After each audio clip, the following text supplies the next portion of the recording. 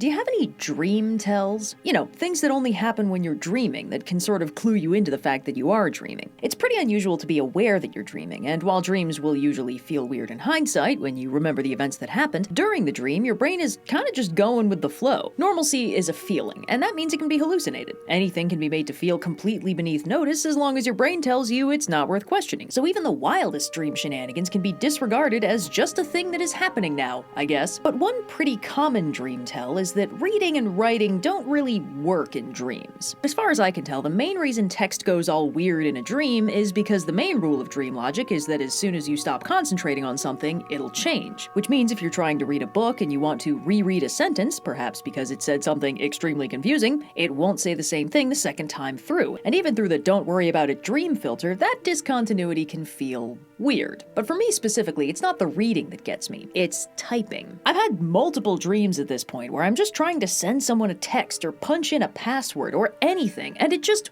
will not work, because the letters I've already typed change when I focus on the new ones, and when I go back to try and fix a typo or rephrase something, it won't work. Now this has not, as yet, resulted in any profound developments in the dream department. I haven't been able to lucid dream my way into realistic flight simulation or my own personal holodeck, but it is pretty fun to go, hey wait a second, and straight up jolt myself awake at 3 AM through sheer force of will. At least until the 3 AM kicks in. But some people, more broadly anxious than I am, have wondered and worried, where does the dream end and reality begin? And what exactly happens to the dream when the sleeper awakens? Does it persist in the sleeper's absence, a simulation with its main character gone? Does it lapse back into dormancy in the sleeper's subconscious to be re-entered at a later night? Or does it suffer what is known in the trope world as a dream apocalypse? In the simplest terms, the dream apocalypse is what happens after the story has been revealed to be all just a dream. A trope I'm usually not very fond of. Dreams are one of fiction's favorite tools, but they're also kind of a pain in the ass. They enable a story to show literally anything happening while safely ensconced in the fact that none of it needs to affect canon because it's just being vividly hallucinated by one of the characters. But because dreams have no bearing on reality beyond the character development of the person experiencing them, when a character is revealed to be dreaming, it's very easy to the audience to feel very meh about the whole thing. That perilous scenario, that cool supporting character, that heartbreaking bit of pathos, yeah, none of it matters. The whole thing was fake and the danger was non-existent. Either the story's gonna get back to the real stuff, or the story is over, with the scintillating conclusion that nothing actually happened and you kinda wasted your time with it. But the dream apocalypse posits a different angle, and one that I actually like. What if the dream world matters precisely because when the sleeper awakens, the dream world ends? After all, you can't exactly have the dream without the dreamer. And if the dream is ephemeral and irrelevant, then that loss is a non-issue. But if the dream is full of characters who want to keep existing, or who the dreamer wants to keep existing, that becomes a point of conflict and, potentially, extremely juicy tragedy. Now, the first hurdle in constructing a dream apocalypse story is the fact that dreams are usually nowhere near so cooperative or narratively consistent as a fictional work would like to be. Because of this, dreams in fiction usually only bear a faint resemblance to how dreams work in the real world. They're frequently written more like internally coherent magical otherworlds a character is spontaneously transported into upon falling asleep, rather than a confusing, highly metaphorical mass of random bullshit getting replayed by the brain while all the short-term memories from the day's events get sorted into long-term storage or yeeted into the void to be forgotten. This is because, as anyone who's ever had a dream recounted to them will tell you, dreams are not interesting. They can feel very interesting to experience, but that's not because they tell a coherent and interesting story that inspires those feelings. It's because they're playing directly in your brain, and therefore have a hotline running straight into every sensation button you have. So a dream can straight up cheat code the dreamer into feeling any kind of way about anything, while a story has to rely on things like emotional weight and pacing and good performance to convince an audience to feel something about it. A dream is not automatically compelling, or even coherent enough to hold an audience's attention if they aren't literally being held captive by their own unconsciousness. So in stories, dreams will usually be polished up, given a consistent cast, a solid environment with relatively solid rules and world building, with the magical or unrealistic elements usually relegated to some simple visual metaphor or the occasional levitating thing that usually can't levitate. There are a small handful of exceptions, stories that actually kind of capture the feeling of dream logic, but aside from Alice in Wonderland, its sequel Through the Looking Glass, and the comic series Little Nemo in Slumberland, most fictional dream environments will not be anywhere near this dreamlike. And for all the smack I talk, I do think that is okay, because as discussed, dreams don't feel dreamlike while you're in them.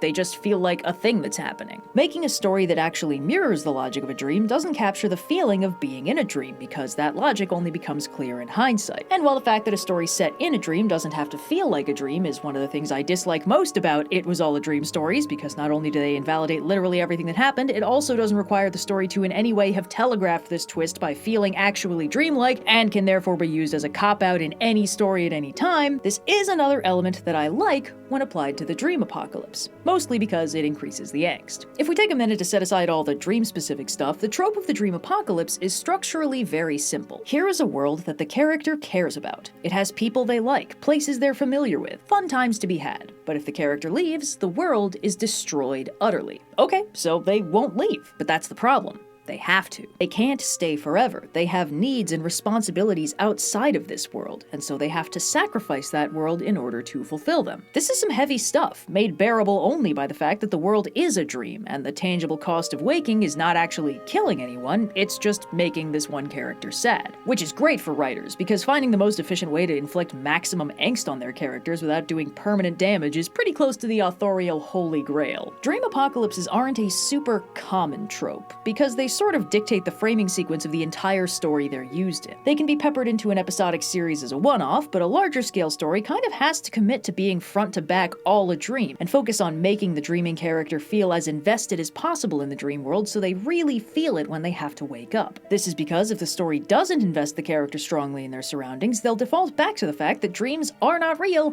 and do not matter. In fact, one of the earliest uses of this trope does that. In Through the Looking Glass, Alice is told about the sleeping Red King, and informed that everything in the world, herself included, is nothing but the Red King's dream. Alice, in her classic role as the only sane person in a world gone mad, thinks this is dumb and stupid, and wants to wake him up just to see what happens, but she doesn't get the chance before she herself wakes up from her own dream, basically says, "Damn, that was crazy," and moves on with her life. But while Alice is pretty chill about the whole thing, lots of later writers saw the existentially horrific appeal of what if you were someone else's dream, and ran with it. The dream apocalypse is pretty specific about the setting being a dream, but the trope has what I would call a very close cousin, which is the simulation apocalypse. Essentially, the idea of this is that the reality of the story isn't someone's dream, it's someone's full VR simulation, which is, functionally speaking, dreaming in a different font, with stories frequently blurring the lines between the two. But the format does lead to some minor changes in the structure of the angst, because instead of the characters of the dream vanishing when the dreamer wakes up, the question of what happens to virtual characters when the computer is switched off is a little more vague. Simulation apocalypses are generally couched in the trope officially called the Lotus Eater machine, named in reference to the island of the Lotus Eaters in the Odyssey, where the whole gimmick was Odysseus could stay on the island eating lotuses and getting shwasted all day, or he could get back on his boat and do the actual plot. Lotus Eater machines are usually designed to trap people in their heart's desires, but a simulation apocalypse can happen in any virtual world. Also, unlike a typical dream apocalypse, a simulation apocalypse might feature more than one real person who awakens from the simulation, while only some of the characters are virtual and therefore destroyed when they wake up. In fact, a very common twist in these stories is that a character who realizes they're in a simulation will conclude that their perfect love interest is just part of the simulation, and angst heavily about leaving them behind when they wake up, only for it to turn out that said love interest was actually real and alive and just also plugged into the simulation at the same time. However, despite this being a recipe for an easy happy ending, dream apocalypses are angst machines, and it's very common for these sim-cross lovers to never see each other again. Yay! Regardless of the framing sequence, a dream or a simulation, these stories will often feature antagonistic forces who want the dreamer to stay asleep. These guys aren't necessary for the story to feel tense, because the conflict of the story is baked into the core premise that in order to wake up, they have to sacrifice this world they care about. But active antagonists can spice it up in some fun ways. In a typical dream apocalypse, these forces are usually part of the dream world, motivated only by their own survival in an attempt to stave off the dream apocalypse that will end their ephemeral existence. In a simulation apocalypse, the antagonist can actually be external if their main goal is to keep the dreamer imprisoned using the simulation. While in some simulations, the character needs to be unplugged and rescued by some outside force, that's not really in the spirit of the dream apocalypse, so in a lot of these stories the rules are the same. The dream apocalypse kicks off as soon as the dreamer realizes their surroundings aren't real. That moment is enough to start them waking up, which begins disrupting and devastating their virtual surroundings. A clear antagonist helps make a story simple and easy to digest. There's a bad guy over there, we should probably be foiling their plans. It helps add a clear directionality to a story and distract from any more complicated or ambiguous ambiguous questions that might otherwise pull focus. But a dream apocalypse is full of complicated and ambiguous questions, to the point where a bad guy who wants you to keep dreaming for their own nefarious purposes can kind of flatten some of the impact. So let's take a look at some of that impact. If we take the concept of a dream apocalypse and zoom out a little bit, some very interesting themes come into focus. The primary tragedy of a dream apocalypse is that this world that our hero spent so much time in is entirely fake. But what does that actually mean? After all, this is a fictional story. The character is also fake, as is the world they enter when they wake up. From an audience investment standpoint, what does it matter if our fictional hero spends their time in one false world versus another? But even beyond that, if we take ourselves out of the role of the outside observer and put ourselves in the shoes of the dreamer, how do we distinguish between reality and dreams? We've already talked about how dreams feel real while they're happening to you, even if after the fact the confusions and contradictions become clear. Much has been made, philosophically speaking, of the fact that nobody has a truly objective perspective on reality.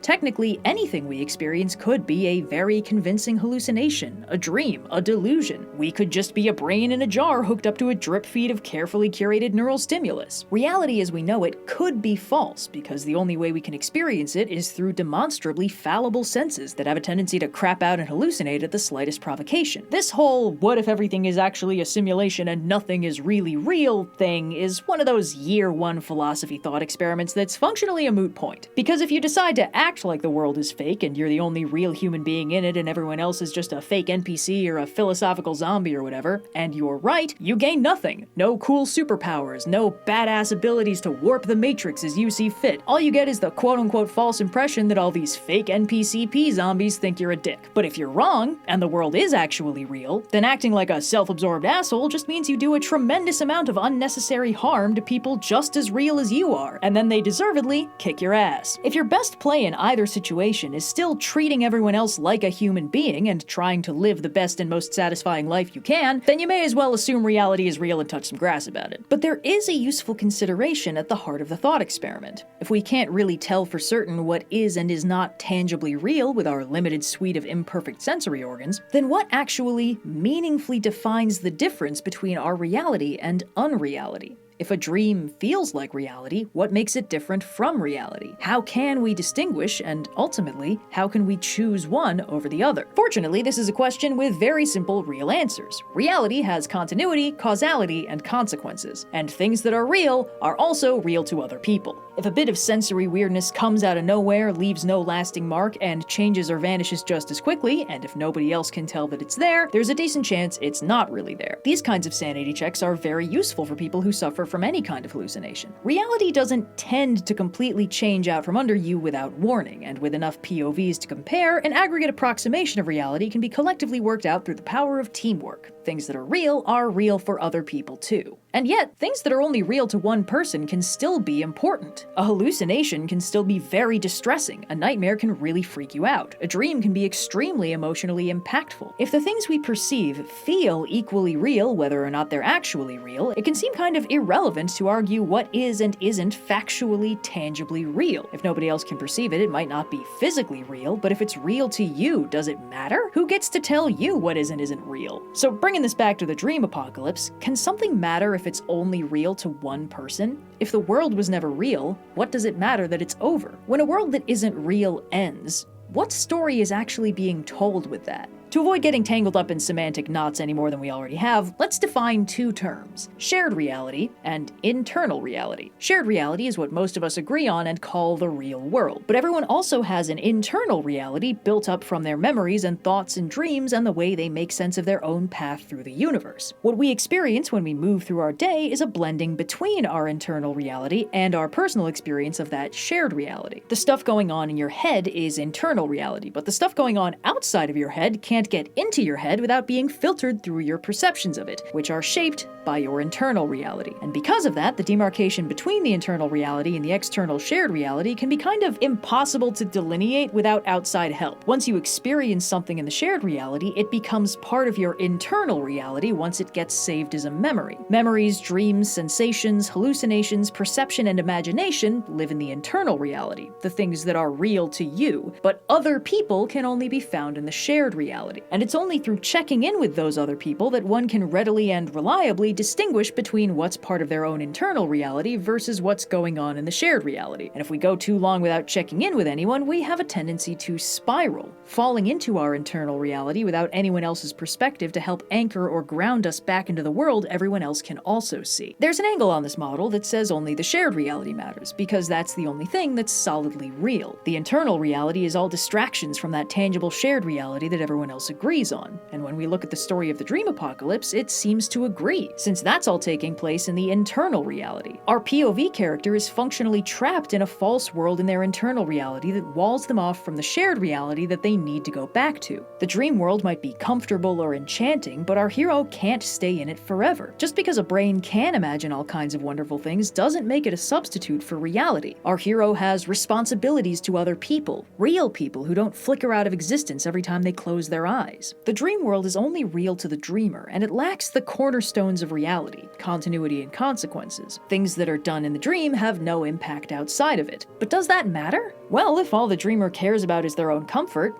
maybe not. Maybe living in a perfect internal simulation of everything they ever wanted is all they need to be happy. Maybe other people are just a distraction from true bliss, a perfect bubble handcrafted to give them everything they want. Maybe it's enough that the people in the dream feel real so they won't be lonely. Sometimes reality can feel like a nightmare. Is it so wrong to want to escape it? Personally, I'm not going to judge, but the protagonists of dream apocalypse stories rarely agree with that idea. The problem is, the temptation is only appealing if two things are simultaneously true. The dream is perfectly comfortable, and the hero only cares about being perfectly comfortable. Many dreams are chaotic messes of confusion, sensation, and free association, more frustrating than idyllic. Alice of Wonderland fame finds her dreams dumb and annoying, reflections of the adult nonsense inflicted on her by grown-ups who seem to think all their little games and arguments are so sensible. And many dreams begin crumbling into nightmares long before the protagonist starts to even think about waking up. But even if the dream is comfortable, even if it's flawless, that can still run up against the problem of a protagonist who has priorities beyond their own comfort, priorities anchored in the shared reality and the people who live there. Civic-minded heroes may spend their waking days fighting constant losing battles, trying to make the world a better place for the people who can't fight for themselves. And if they get looped into a world dedicated to their own cushy comfort, they might find the scenario deeply disconcerting even before they realize it's a dream. Even protagonists who desperately wish they could put down the fight and live in peace instead might find themselves incapable of conceiving of a world that doesn't need them. Ultimately, dream worlds and internal realities always suffer from the creative limitations of the dreamer. Real people in the shared reality are always capable of surprising each other, always more complex than their reflections in each other's minds. Characters inside someone's mind can only act in ways that person can think of, and while the creativity of a human mind is boundless, it's less boundless than the creativity of more other human minds. People in a dream or in your imagination will never be as vibrant or surprising as people in the real world.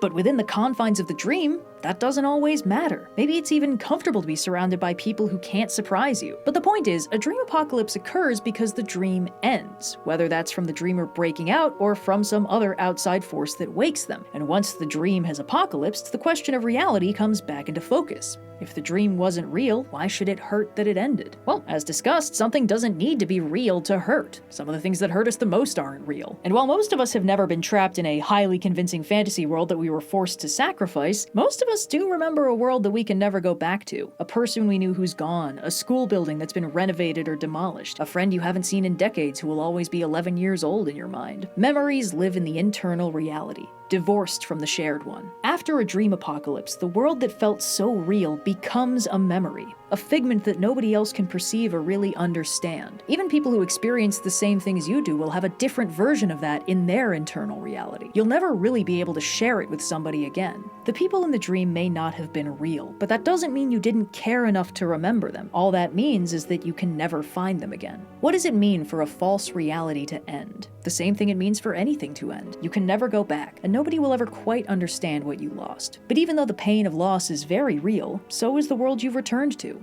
The real world will always be there, and it'll be a little better with you in it. So, yeah. I walk this empty street on the boulevard of broken dreams, where the city sleeps and I'm the only one, and I walk alone. I walk alone, I walk alone.